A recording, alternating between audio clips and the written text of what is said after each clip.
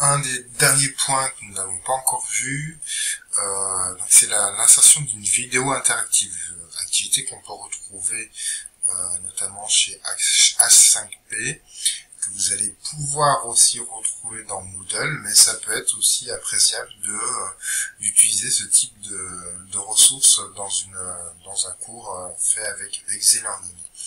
Donc là, je suis sur ma page vidéo interactive, je retrouve ma ressource de tout à l'heure, dans laquelle je vais ajouter un autre contenu.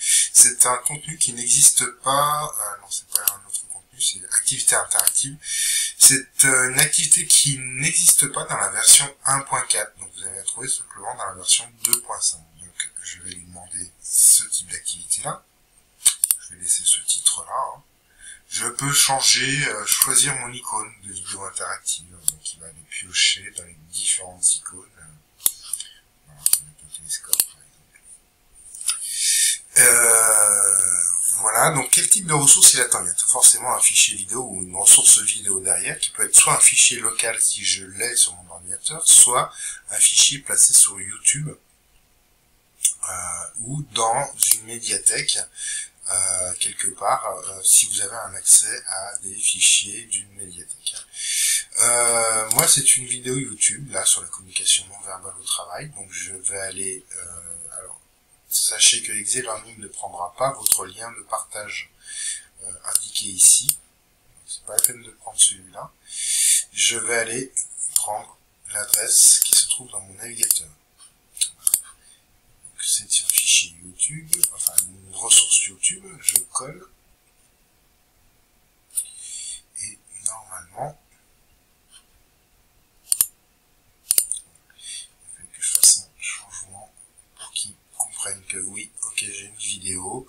Maintenant, je vous propose d'aller travailler les interactions dans l'éditeur. Chose que je vais faire.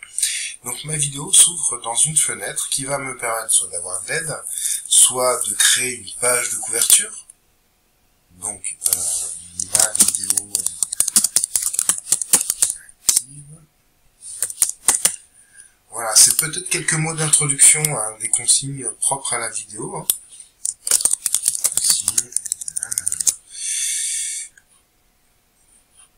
Je sauvegarde l'image, la couverture est à jour.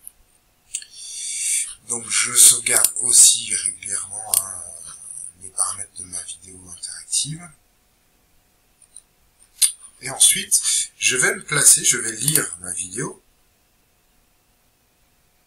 Bonjour et bienvenue à la minute de formation offerte par Actualisation. Voilà. Je fais une pause au moment où je vais pouvoir ajouter une interaction.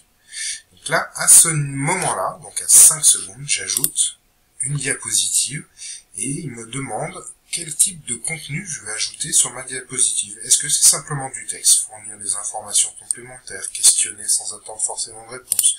Est-ce que c'est une image? Je peux stopper la vidéo en cours, dans le cas d'une image, ou alors la laisser défiler si elle correspond à un contexte particulier dans la vidéo. Et je retrouve toute ma batterie d'exercices, choix multiples, choix unique, remplir les champs, activité menu déroulant, donc c'est choisir dans une liste, et associer des paires, ou alors liste mélangée. Donc le principe est simple.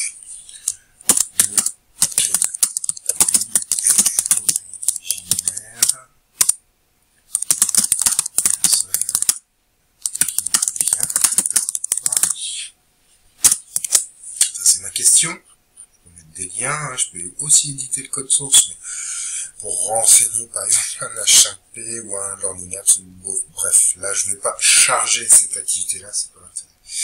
Donc, et l'onglet réponse pour faire mes propositions.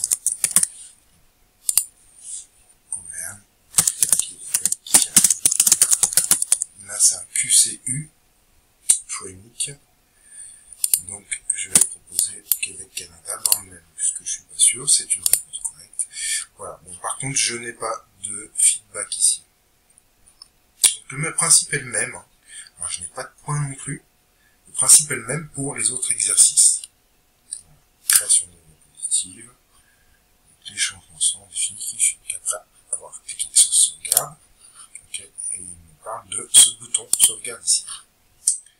Voilà, ainsi de suite. Je me place donc aux endroits où je veux déposer un élément sur ma vidéo. Donc j'ai fait ça, je peux requitter, voilà, et je valide mon activité. Qu'est-ce qui se passe? Je vais prévisualiser.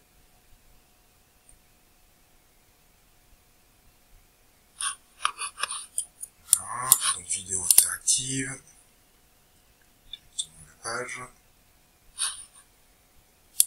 Donc j'ai ma vidéo interactive avec mes consignes, donc c'était bien la fiche que j'avais au départ, la diapositive qui m'a demandé de créer en couverture, hein. Je n'étais pas obligé de l'avoir, hein, mais je vais demander ça pour pouvoir mettre mes consignes.